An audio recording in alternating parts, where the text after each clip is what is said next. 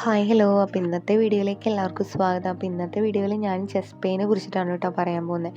പ്രധാനമായിട്ടും chest pain വരാനുള്ള 2 കാരണങ്ങൾ, ഒന്ന് ഗ്യാസിൻ്റെ പ്രശ്നം, അല്ലെങ്കിൽ നമ്മുടെ ഹാർട്ടിന് എന്തെങ്കിലും പ്രശ്നങ്ങളുണ്ട്. അതാണ് പ്രധാനമായിട്ടുള്ള 2 കാരണങ്ങൾ. അല്ലാതെ തന്നെ പല അസുഖങ്ങൾക്കും ചെറിയ രീതിയിൽ നെഞ്ചുവേദനയും കാര്യങ്ങളൊക്കെ ഉണ്ടാവും. പ്രധാനമായിട്ടുള്ള കാരണങ്ങൾ ഇതാണ്. നമുക്ക് ഗ്യാസിൻ്റെ പ്രശ്നമല്ല, മറിച്ച് ഹാർട്ടിന് എന്തെങ്കിലും പ്രശ്നമുള്ളവരാണെന്നുണ്ടെങ്കിൽ ഈ പറയുന്ന കാരണങ്ങളൊക്കെ ശരീരം കാണിക്കും. നല്ല രീതിയിൽ വിയർക്കും. പിന്നെ നമുക്ക് തല കുനിച്ച് പിടിക്കുമ്പോഴും നടക്കുമ്പോഴൊക്കെ വേദന കൂടും. അതുപോലെ തന്നെ ശ്വാസം എടുക്കാൻ ബുദ്ധിമുട്ടുണ്ടാവും. അങ്ങനെയൊക്കെ നമ്മൾ ഒരു രോഗി ഇതുണ്ടായി നെഞ്ചുവേദന വന്ന ആൾ കാണിക്കുകയാണെന്നുണ്ടെങ്കിൽ നമ്മൾ അപ്പം മനസ്സിലാക്കണം ആളുടെ ഹാർട്ടിന് എന്തെങ്കിലും പ്രശ്നമുണ്ട്, അതുകൊണ്ടാണ് ആളിങ്ങനെ കാണിക്കുന്നതെന്ന്. അപ്പം തന്നെ നമ്മൾ ഇമ്മീഡിയറ്റ് ആയിട്ട് ഒരു ആംബുലൻസ് വിളിക്കണം. മറ്റു വാഹനങ്ങളൊന്നും വിളിക്കാൻ നിൽക്കേണ്ട, പെട്ടെന്ന് തന്നെ ഒരു ആംബുലൻസ് വിളിക്കുക. ആംബുലൻസ് വിളിച്ചതിന് ശേഷം നമ്മൾ ചെയ്തു കൊടുക്കേണ്ട ഫസ്റ്റ് എയ്ഡ് ആയിട്ടുള്ള കാര്യങ്ങൾ, ആദ്യം തന്നെ ആളെ മലർത്തിക്കെടുത്തതിന് ശേഷം അവർ ഇറുകിയ വസ്ത്രങ്ങളൊക്കെ ധരിച്ചിട്ടുള്ള ആളുകളാണെന്നുണ്ടെങ്കിൽ ആ വസ്ത്രം ഒന്ന് അഴിച്ചു മാറ്റുക. അതിന് ശേഷം അവരെ പൾസ് ചെക്ക് ചെയ്യുക. അതുപോലെ തന്നെ അവർ ശ്വാസം എടുക്കുന്നുണ്ടോ എന്ന് ശ്രദ്ധിക്കുക. അവരുടെ വയറിലും നെഞ്ചിലൊക്കെ നോക്കിക്കഴിഞ്ഞാൽ നമുക്ക് മനസ്സിലാവും അവർ ശ്വാസം എടുക്കുന്നുണ്ടെന്ന്.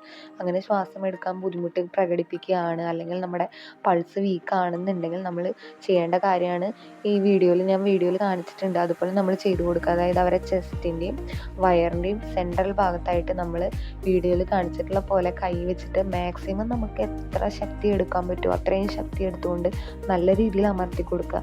അതിന് ശേഷം നമ്മൾ കൃത്രിമമായിട്ട് ശ്വാസം കൊടുക്കുക. അവരെ മൂക്ക് പൊത്തിപ്പിടിച്ചിട്ട് വായയിലേക്ക് ശ്വാസം കൊടുക്കുക. അത് കഴിഞ്ഞ് മൂക്ക് വിടുക, വീണ്ടും മൂക്ക് പൊത്തിപ്പിടിക്കുക, വായയിൽ ശ്വാസം കൊടുക്കുക.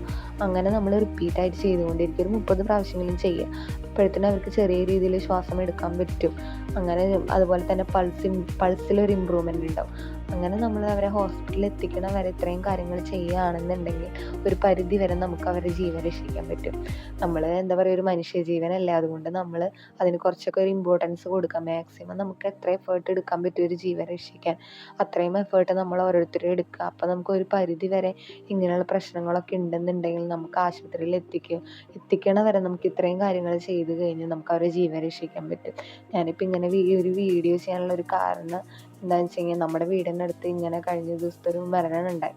അപ്പോൾ മരിച്ചതിൻ്റെ കാരണം ഇതാണ്. ആൾക്ക് പെട്ടെന്ന് നെഞ്ചുവേദന വന്നു. കൃത്യസമയത്ത് ഹോസ്പിറ്റലിൽ എത്തിക്കാൻ പറ്റില്ല. ആൾ ഒരു സെക്യൂരിറ്റി ജീവനക്കാരനാണ്, അതുകൊണ്ട് തന്നെ നൈറ്റ് ടൈമിലാണ് ആൾക്ക് വേദന വന്നത്. അപ്പോൾ പെട്ടെന്ന് ഹോസ്പിറ്റലിൽ എത്തിക്കാൻ വൈകി. 3/4 മണിക്കൂറോളം ആൾ വേദന എടുത്തിരുന്നു. കൂടെ ഉണ്ടായിരുന്ന ആൾക്ക് കൃത്യസമയത്ത് വണ്ടി വിളിച്ച് അവിടെ എത്തിക്കാൻ പറ്റിയില്ല. അപ്പോൾ അവിടെ ഹോസ്പിറ്റലിൽ ആളെ എത്തിക്കുമ്പോഴത്തേനും ആളുടെ ഓർമ്മയൊക്കെ പോയി, പിന്നെ കണ്ണ് തുറക്കുന്നില്ല, ബോധമൊക്കെ പോയി.